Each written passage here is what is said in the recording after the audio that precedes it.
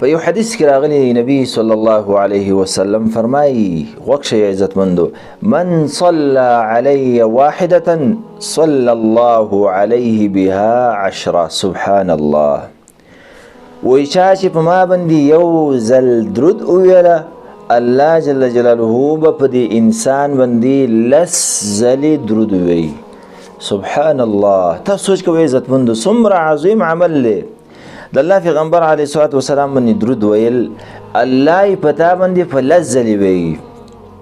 د الله درود په بنده باندې به څه شی دی؟ یا خدا دی چې تا په ملأ الاعلی د الله سره چې کومې ملایکې دي د اسمان هغې کې ستا ذکر کوي تا باندې ثنا وایي چې 10 ځلې وایي یعنې تا یو ځل درود ویله 10 ځلې هغه ملایکو سره وایي هغې ته وایي چې زما فلانکې بنده داسې بنده دی زما داسې بنده دی ستا باندې ثنا او مدح او ستا صفت کوي. دا څومره عظیمه منقبت د عزتمندو.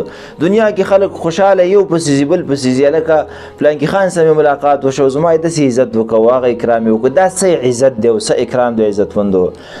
رب العالمین او بیا په ملایکو کې ستا څه کوي او یو ځل نو 10 ځلې ستا ثنا بیانوي. او یا ثنا مطلب دا ده چې په تا باندې رحمت کوي بار بار رحمت بار بار یو ځل درود ویله یو ځل رحمت نو دوه نو درې نو 10 ځلې دا په یو ځل دا چې تاسو 10 ځلې درود ویله 100 ځلې رحمت شو که 100 ځلې درود ویله 1000 ځلې رحمت شو داسې پسې ځه. او یا دا ده چې تا باندې مهرباني کوي یو ځل مهربانه 10 ځلې مهربانه که 10 ځلې دی ویله 100 ځلې مهربانه 100 ځلې درود دی ویله 1000 ځلې مهربانه. دا ټولې معنی صحیح دي. دا څومره اسانه عمل دی عزتمندو. ډېر مسلمانان یې نه خبره او یې کوي نه باید چې مونږ درود ویو. کوم درود داسې ویلی شي هغه درود چې مونږ په مونځ کې وو اللهم صل على محمد وعلى آل محمد كما صليت على إبراهيم وعلى آل إبراهيم إنك حميد مجيد اللهم بارك على محمد وعلى آل محمد كما باركت على إبراهيم وعلى آل إبراهيم إنك حميد مجيد.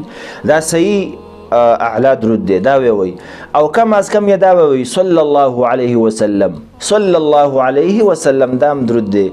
دا څومره عظیم فائدہ ده په دې باندې عمل کول پکار دي. د درود ډېرې زیاتې فائدې دي ډېرې زیاتې. خو دا یوه فائدہ زموږ او ستاسو لپاره کافي نه ده چې الله 10 ځلې په تا باندې یا رحمت په یو ځل مقابل کې یا مهرباني او یا ملائکو کې د اسمان ملائکو کې ستا څه کوي ثنا بیانوي.